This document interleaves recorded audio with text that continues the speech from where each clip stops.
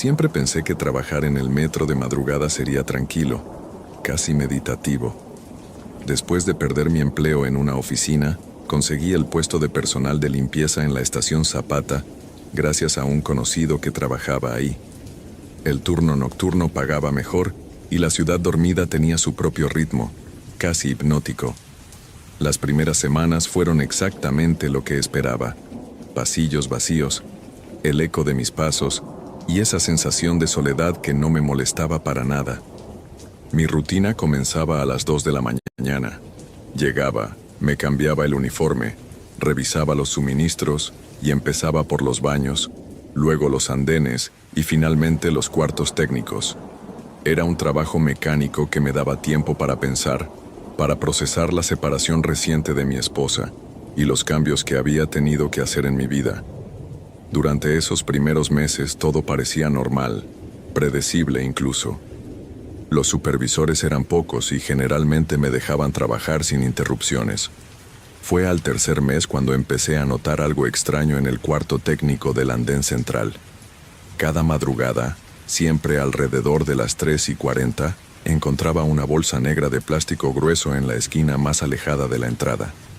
Al principio asumí que alguien la había olvidado, o que algún compañero del turno anterior la había dejado ahí temporalmente.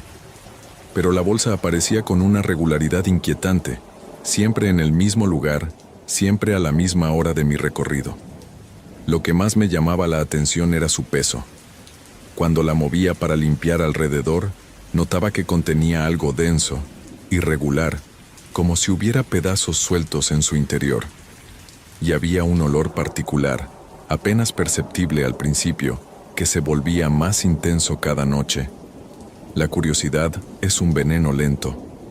Durante las siguientes semanas, esa bolsa se convirtió en el centro de mis pensamientos. Cada noche llegaba puntual a su cita conmigo, como si alguien hubiera programado su aparición con precisión militar.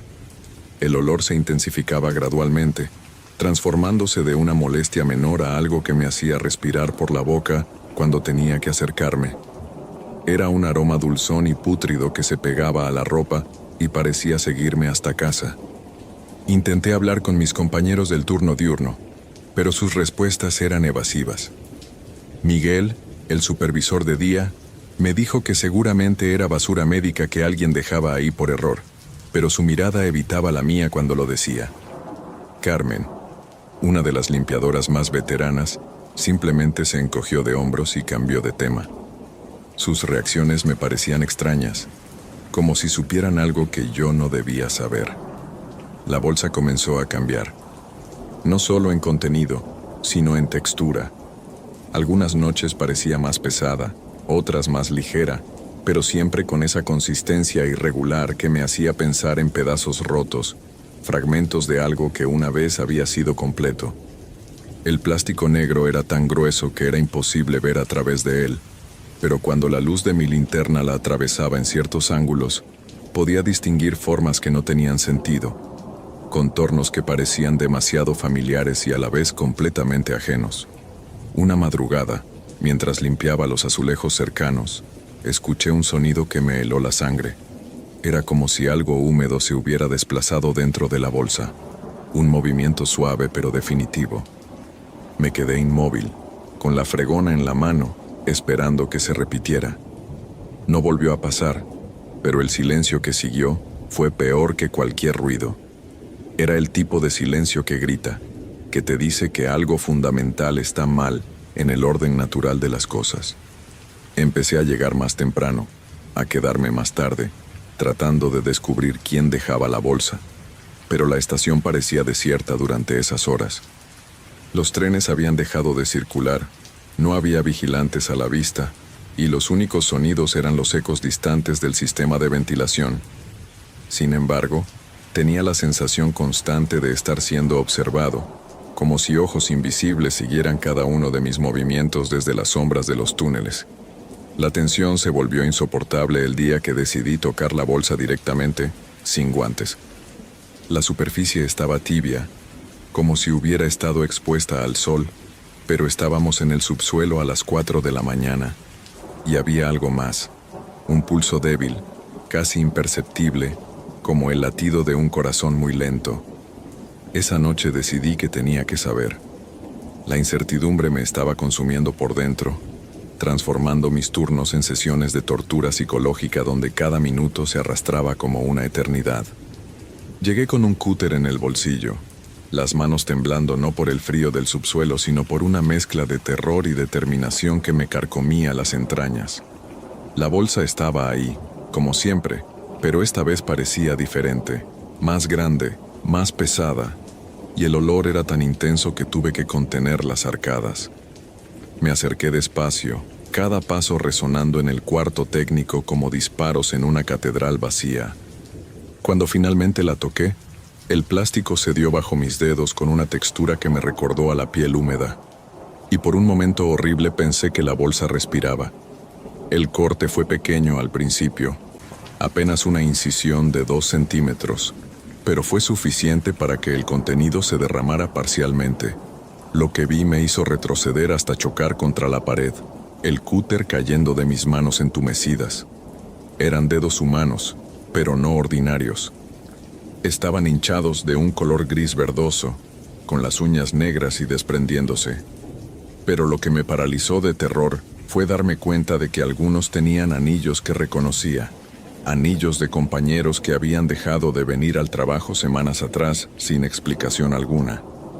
Corrí hacia la salida, pero mi supervisor nocturno, Andrés, me esperaba en el pasillo con una expresión que me heló la sangre.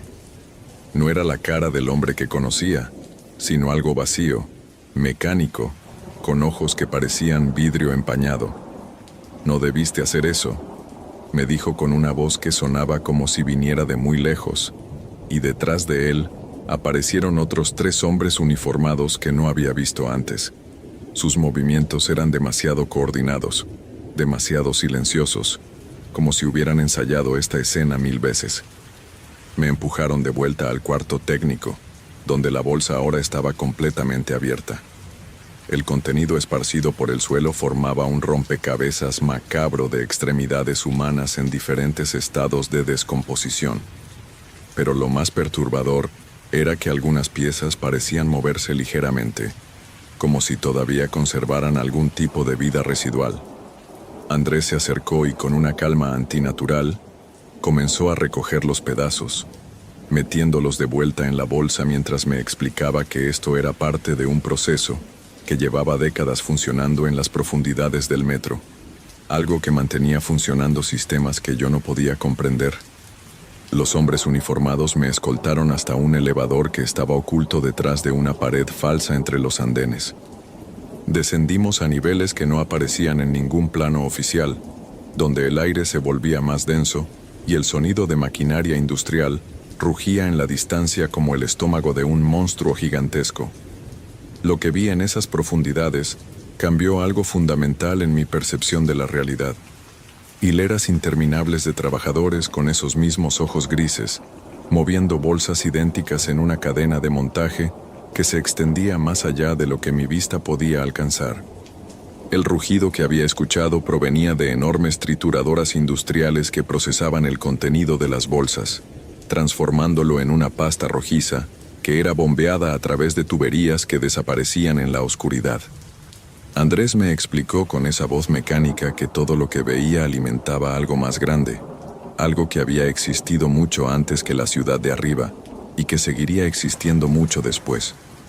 Me drogaron con algo que me mantuvo consciente pero incapaz de resistirme, mientras me marcaban detrás de la oreja izquierda con un pequeño dispositivo que se hundió bajo mi piel como un insecto metálico.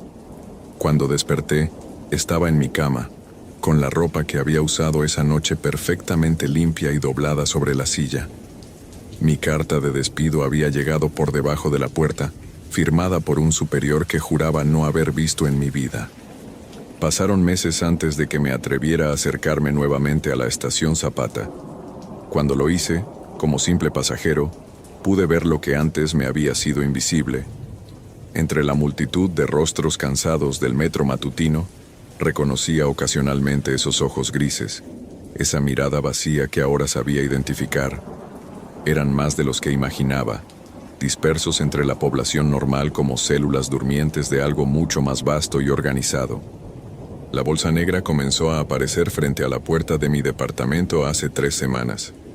Cada mañana está ahí, esperándome, y cada mañana la llevo al contenedor de basura sin abrirla, sabiendo que volverá a aparecer al día siguiente. La marca detrás de mi oreja pulsa levemente cuando la toco, como si fuera un recordatorio de que formo parte de algo que va más allá de mi comprensión. He aprendido que hay verdades que es mejor dejar enterradas, y que la curiosidad, una vez satisfecha, se convierte en una carga que no se puede soltar.